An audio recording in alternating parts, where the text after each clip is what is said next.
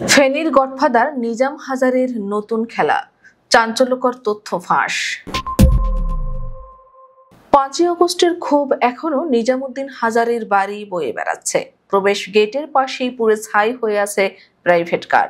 অগ্নিদগ্ধ বাড়ি দেখেই বোঝা যায় নিজাম হাজারীর প্রতি ফেনীবাসীর কত ক্ষোভ। আওয়ামী লীগ সরকারের আমলে নিজাম হাজারী ছিলেন ফেনীর মূর্তমান আতঙ্ক, গডফাদার।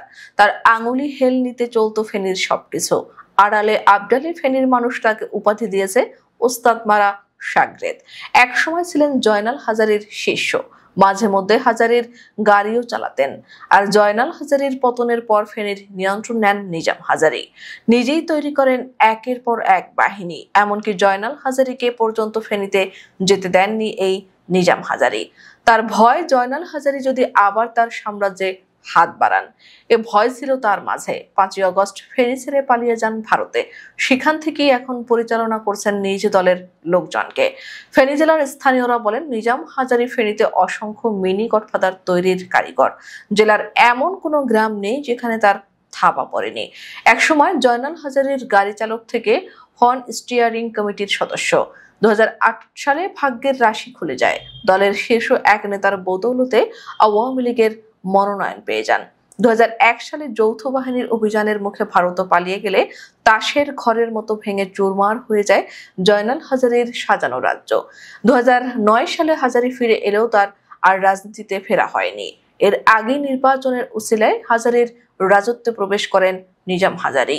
ছাত্র জনতার অভ্যুত্থানে আওয়ামী লীগের পতন হলে ফেনী থেকে পালিয়ে যান নিজাম হাজারী ও তার সাঙ্গপাঙ্গরা। কিন্তু হাল ছাড়েননি তিনি। ফেনীর নিয়ন্ত্রণে এখনো মরিয়া। প্রতিনিয়ত দলের নেতাকর্মীদের সঙ্গে যোগাযোগ রক্ষা করে চলছেন। অভিযোগ আছে, রাজনৈতিক নেতা, প্রশাসন, ব্যবসায়ী সহ বিভিন্ন পেশাজীবীর সঙ্গেও তার সখ্যতা রয়েছে। বিদেশে বসে মাঝে মধ্যে অনলাইনে কনফারেন্স করেন দলীয় নেতাকর্মীদের সঙ্গে। ফেনীতে গণ অভ্যুত্থানে হামলার ঘটনায় 8টি হত্যা সহ 25 মামলার আসামি এখন নিজাম। এসব মামলার নিয়মিত খবর রাখার পাশাপাশি এর সঙ্গে জড়িতদের সম্পর্কেও তথ্য জোগাড় করছেন। অভিযোগ রয়েছে, গণ অভ্যুত্থানে মহিপালের ঘটনায় দায়ের হওয়া হত্যা চেষ্টা মামলাগুলোতে নিজ দলের লোকদের আসামি করতে নিজামের মদত ও আর্থিক বরাদ্দ নিয়ে টাকা দিয়ে এসব মামলায় নিজ দলের তার বিরোধীদের আসামি করেছেন। অনেকে অভিযোগ করেন, জয়নাল হাজারীর উত্থান ও পতন দুটোই দেখেছেন নিজাম হাজারী। সিংহাসন নড়বড়ের শঙ্কায় নিজ দলের লোকদেরও বিশ্বাস করতে পারছেন না। তার মতে, যেসব নেতা জেলা ও দেশে অবস্থান করছেন তাদের ধাক্কায় ক্ষমতা হারাতে হতে পারে।